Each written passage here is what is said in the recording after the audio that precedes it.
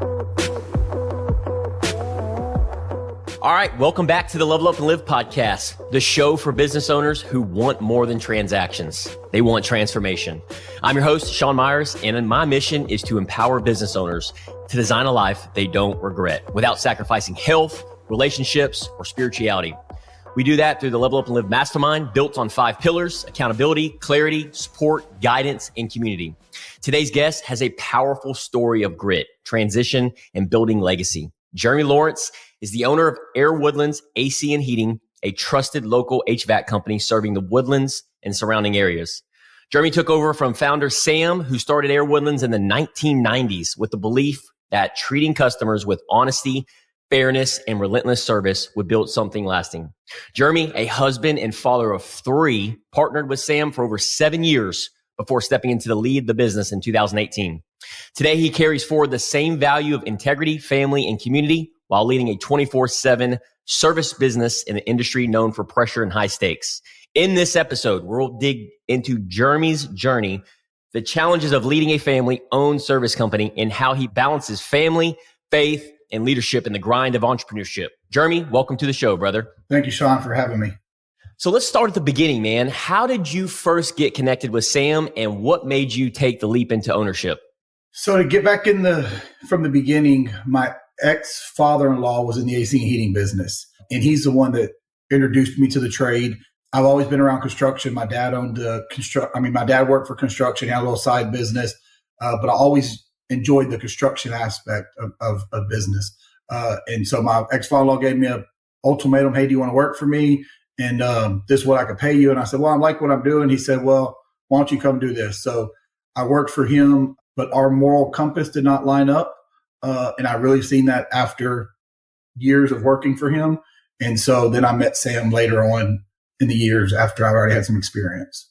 What was it like stepping into an already established business that Sam had built from the ground up? What was that experience like?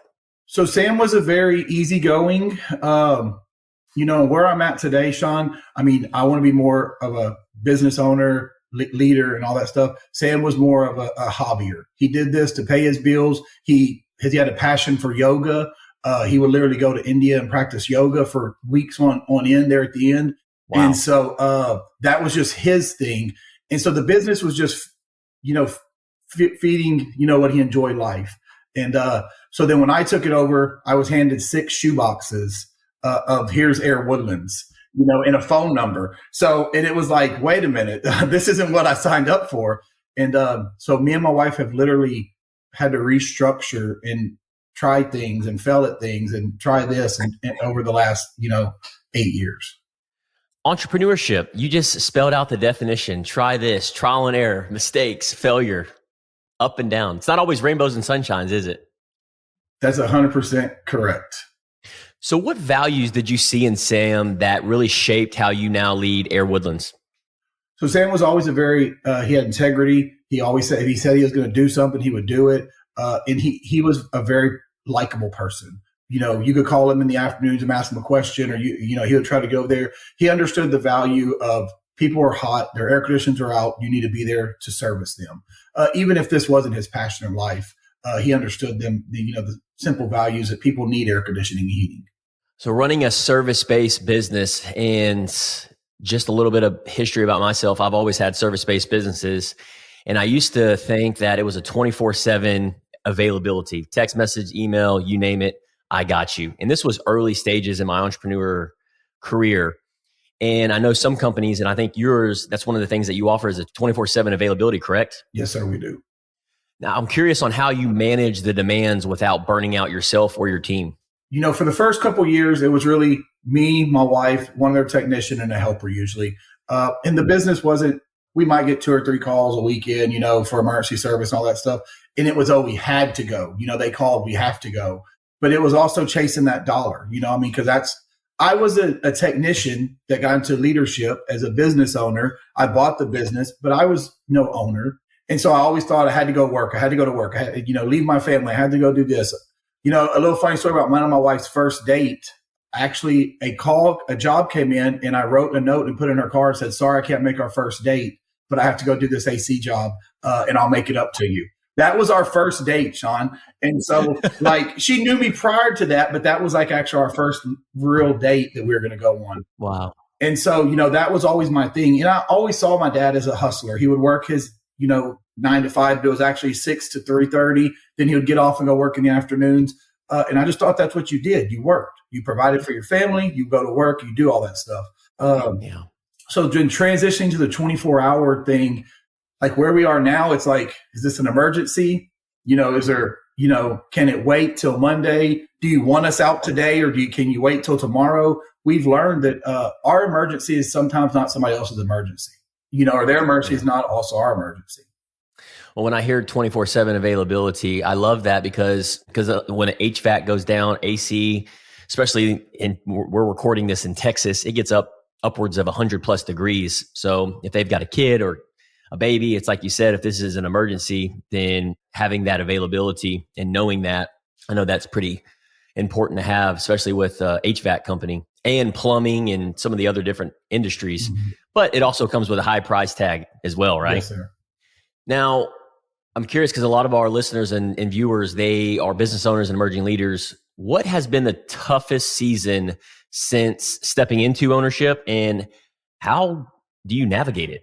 So, Sean, to be honest, this is the toughest year and season we've had. This year, industry-wise, is about HVAC overall is about 30% down. Really? We don't know why. Economy, what? Our salesmen, supply houses, their numbers are down. If our numbers are down, their numbers are down, and just the domino effect. So that was one thing. So we're and it's a roller coaster. One week we're killing it, and then next week we're like super lows. But we are a cash positive company. One thing that I was always taught is debt is bad.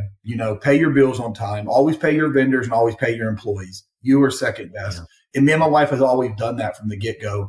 And so we have a prudent reserve in our company where if something happens, we could last.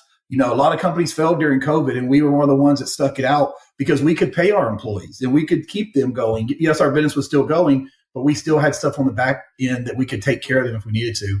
But the big changes I made it, I've joined the leadership thing on Friday, and I realized I wasn't a business owner. I was just going to work every day and doing what I thought was right. Sean, you made a agreement with me that before next Friday I go on vacation, I have some SOPs and I have some job roles for some of my employees. I've got some stuff typed up. I have a friend of mine meet me today who's a better typer and speller than me. We're going to hammer out the job roles. We've got some SOPs, I've got started. This is what a business owner should be doing. I feel now that's where I'm at. And so this is fearful for me. This is the unknown territory. I could go to work and make money, but how can I lead my team right and let them know that I'm a leader in the organization?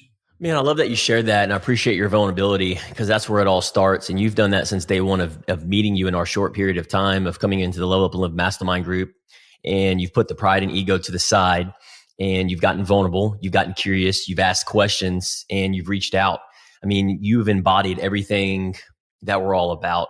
And I think that's why you've seen this. You're going to see this slowly but surely progress and exponential growth in your leadership because everything rises and falls on leadership. And we as leaders should be working on our business and not in it. There's times to work in it, to lead by example, but at the same time, running that congruent in an alignment with, hey, in order for me to show up the best leader that I possibly can for my team, for my spouse, for my kids, for my community, I need to be able to look inward and ask myself the questions and put some of these systems and processes in place so I can replace myself from these different activities and tasks and responsibilities that deplete your energy, essentially. And all while facing a tough season, because we all go through tough seasons. I don't care what industry you're in. I've met a lot of business owners, Jeremy, and landscaping, insurance, you name it, general contracting. Everybody is experiencing a tough season with inflation, the economy, everything that's going on right now. But it's how we react in these moments. It's easy just to throw in the flag. Like you said, maintaining debt-free, positive cash flow. How are you reacting as a leader? How is your health? How is your stress management? All these things come into fruition. I've been doing this for 10 years now and gotten punched in the mouth quite a bit of times. And it really just comes back to, the dollar always stops with the leader, but also everything else. And if you are not healthy and I'm just talking my old version of myself right now, if I'm not healthy in my mind, my body, and my soul, everything is just that much more harder. Yes. Versus somebody that's over here like you doing the work behind the scenes, asking the questions, getting curious, plugging yourself in, learning from like-minded individuals. It's not if, but when you have that well-oiled machine and the economy picks back up, your business picks back up because you get in unity with your team, leadership rises, and everything around you just continues to level up. Do you have any thoughts on that, or is that being received? Yeah, I mean, what are your thoughts? Exactly where I am. And, and I've got a guy in the organization that we're trying to put into a leadership role and give him some, clear definitions. This is what I expect of you. That was my thing. I shared this, last week. I would hire people and say, okay, you're a technician, you're an office girl, you're this, you're that, you're whatever. But my expectations of you in them roles are not what you expected them roles to be, and so that's why I had to put these systems and processes. Like, I expect you to do these things as an AC technician. I expect you to do these things as the office girl. I expect you. And, but then when they come to work and they don't live up to my expectations, I get mad at them or angry or whatever. And that's not the person I want to be. So now I have, now going the system in place, I think it's going to make a lot of things smoother because they know what Jeremy expects now. I want everybody to rewind that, all of our viewers and listeners. There are expectations, there are standards that you're upholding with the company, but we have these friction points as business owners and entrepreneurs where, like, the technician, the sales rep, whoever is not meeting the demands of these expectations. Well, what does that do to us as business owners and entrepreneurs? It pulls our peace. It creates friction. It creates frustration. And I looked at that for 35 years of my life, and even in 8 years in business. And I just learned this in the last 2 to 3 years, where every friction point, every frustration, every anger, all these things are going to happen, these emotions, these feelings. But what I have learned being a student of the game is to be aware of those emotions and feelings, because what I'm experiencing when that happens, even at Level Up and Live or my insurance company, what happens is I always look at the man in the mirror. Well, maybe I didn't clearly define what my standards were. Maybe I didn't clearly define my expectations. Because at the end of the day, if this person's giving 110% effort and they're still tripping and falling and they're leaning in, they're asking questions, then the only person to blame, and I take full responsibility for that, is an owner. And what I have found is that business owners and entrepreneurs just don't take that full responsibility, and they don't lead by example. And that was me for the longest time.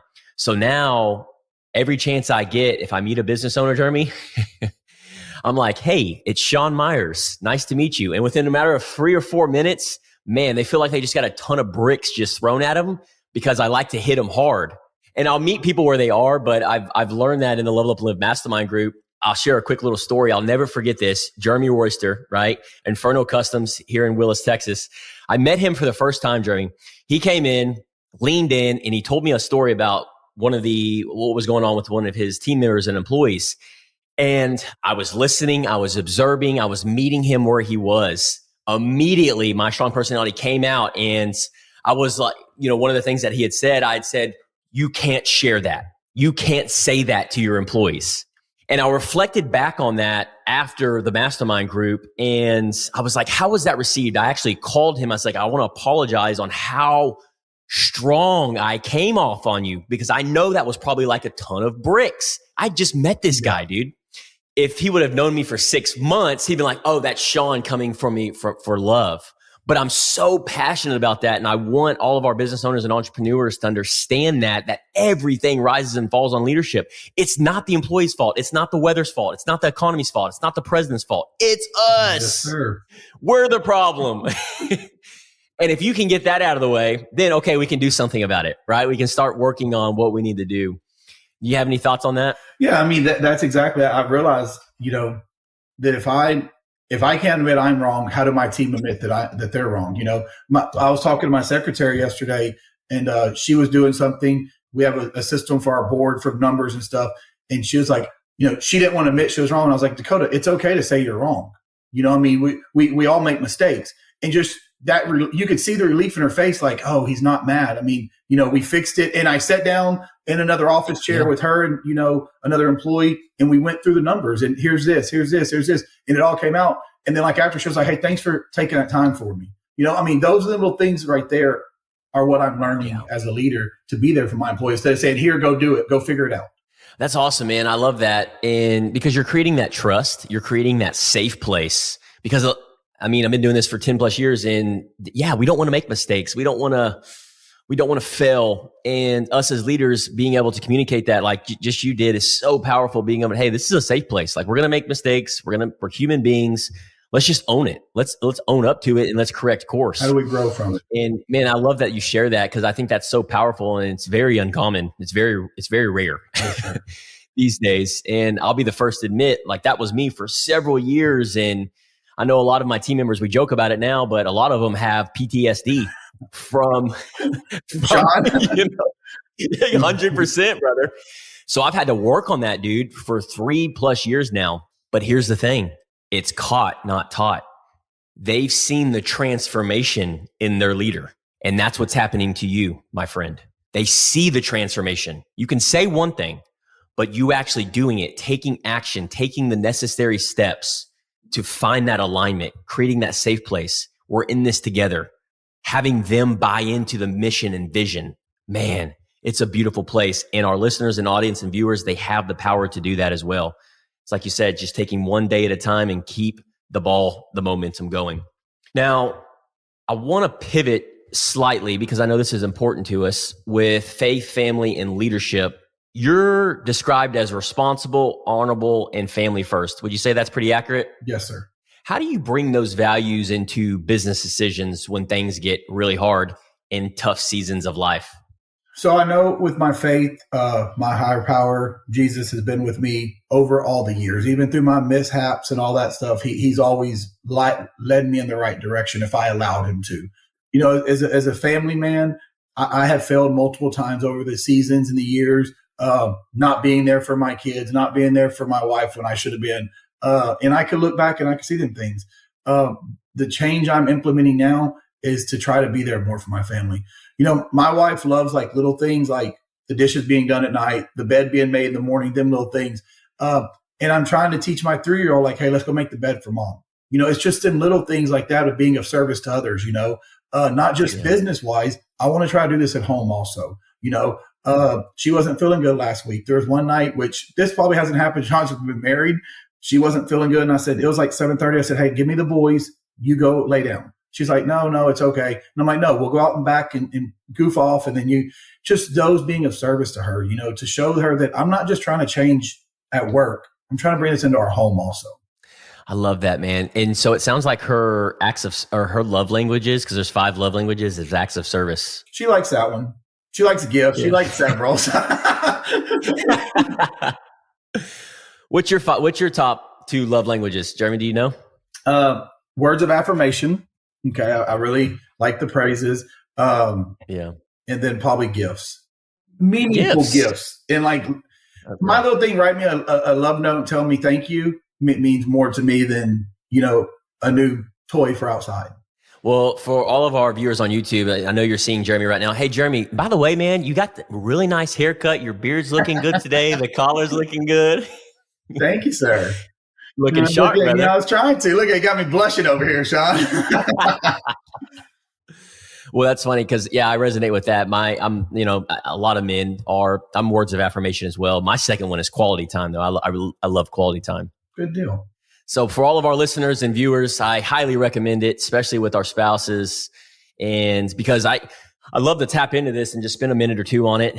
How pivotal and important has having the support of your wife been for you growing Air Woodlands? I'm curious on your insights on that, on having that support from your wife, on building this business and legacy. So Sean, we wouldn't be where we are. You know a little bit about my past and my story. I was married for 13 years before, a lot of bad issues going on through that marriage, drug addiction, alcoholism, several things. And I thought that was normal. You know, this is okay to come home and be this way to your wife and to your kids and all that stuff.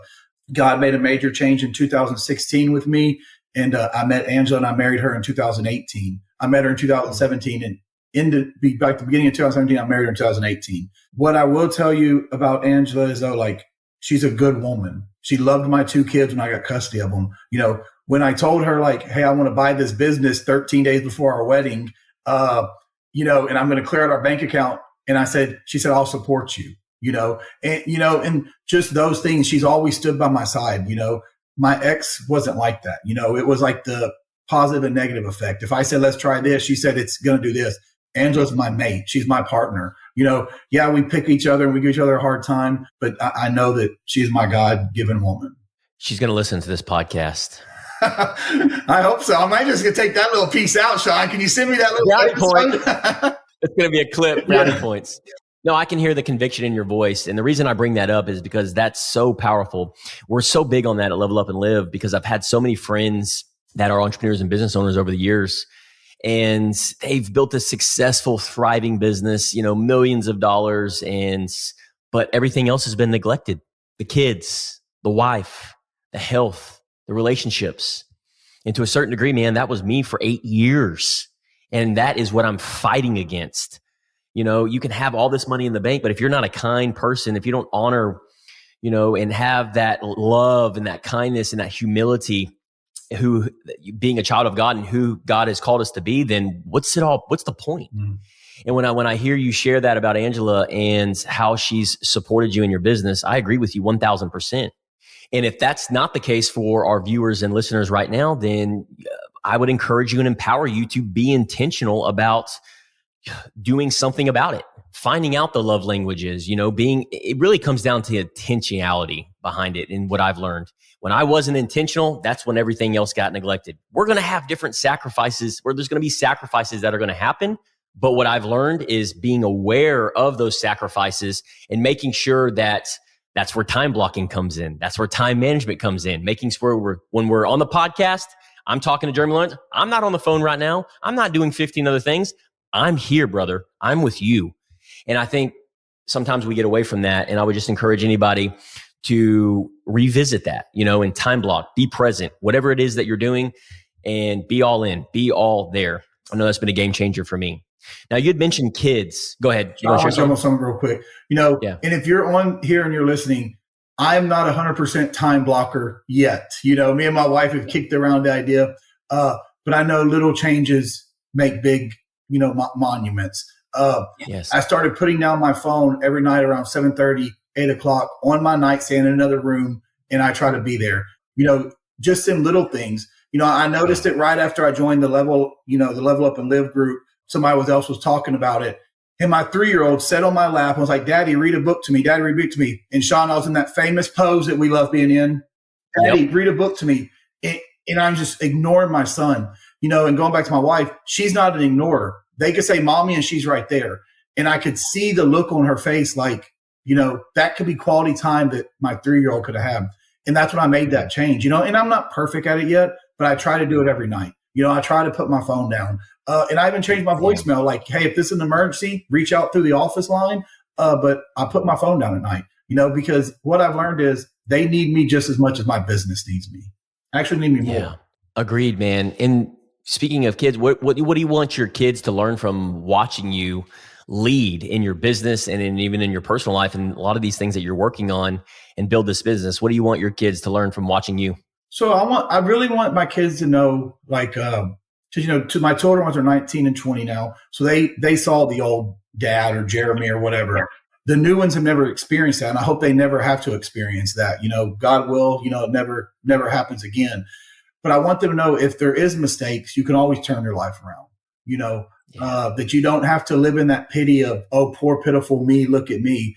You can change your life. If you change the road, you could change the course, Brilliant advice. 1000% agreed. What advice would you give an entrepreneur listening to this right now? Business owner, Jeremy Laurence, listening to this years ago, just starting out in business, who's in that messy middle, who's in a tough season of life, working long hours, facing doubt, imposter syndrome, and wondering, is this freaking worth it, man? What advice would you give that person? To keep pushing if this is where your heart is. I see so many people do things that is not where their heart is or not what they want to be doing. I love the air conditioning heating business. I have passion for it. I love coming in and transforming situations. Several months ago, we had a job where we went in and The guy wanted more room in his attic. It looked like an octopus in there with all his ductwork and everything. We came in, we re-plywooded his attic, moved his units, do all that stuff. We could do whatever you want for the price tag. Whatever you're willing to pay for. This guy was okay paying for it. So, but I also realized is know your value. I really don't negotiate no more. Here's my price, take it or leave it. Yes, we run specials for our consumers. And yes, you could buy into one of our service contracts, become one of our members and get discounts. I'm not going to compete with Chuck in a truck or the non-license holder or the guy with no office. If you want a reliable, honest business, you could call us, And so if you're new, put all them things in motion. I was in a class one time, a sales course, and the guy said, just because you don't have the office doesn't mean you shouldn't be charging your honest rate. And I was like, we went home that day and we raised all of our prices because it was where we were always way under everybody. Yeah. And so that's what I realized, know your worth and do it. I mean, if this is where your heart is, chase your dreams.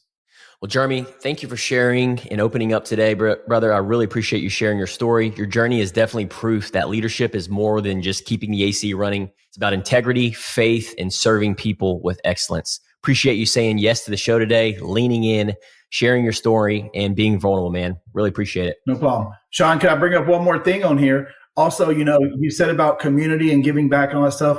That's what we are at Air Woodlands. We are giving away a free air conditioning system, no strings attached. It's a resident of Montgomery County, somebody in our community. Yeah. They have grown our business for us. They have been there and stuck through us. So, if you know anybody or anybody's listening and they need somebody, doesn't matter the reason. If they want to nominate somebody, we have a link. You can fill out the form. We will be picking with our marketing firm and we'll be installing a brand new air conditioning system free of charge just to give back to the community. Love that, man. And we'll have the link in the show notes so they can make sure that they stay in the loop and contact for that. Highly recommend. Outside of that, man, you've been nothing but valuable today for the Level Up and Live community. Is there anything else we can do to help support you, Jeremy? Word of mouth is our number one business. We do have, you saw my reviews before, we do have almost 500 reviews. Most of them are 5 stars. There is some people that we've learned we just can't make everybody happy. Our perception and ours did not line up with what they saw us performing or whatever you want to say. But we try to be honest and fair and integrity with everyone. So, like us, follow us, be there for us. If you know somebody needs an AC company, give us a call. We'd love to help. Awesome. Well, to all of our listeners and viewers, I want you to take one lesson from Jeremy. Maybe it's how he leaned in on values during transition, or how he keeps his family first, his faith, and in the 24/7 hour industry. Apply it this week in your own business. Take that one step. We'll also drop the links in the show notes so you can connect with Jeremy and Air Woodlands. If you got value from this episode, share this episode with a friend, fellow business owner. Leave a review and subscribe so more leaders can hear stories like Jeremy's. Until next time, stay on mission, live with purpose, and keep leveling up without losing yourself. Thanks again, Jeremy. Thanks, Sean.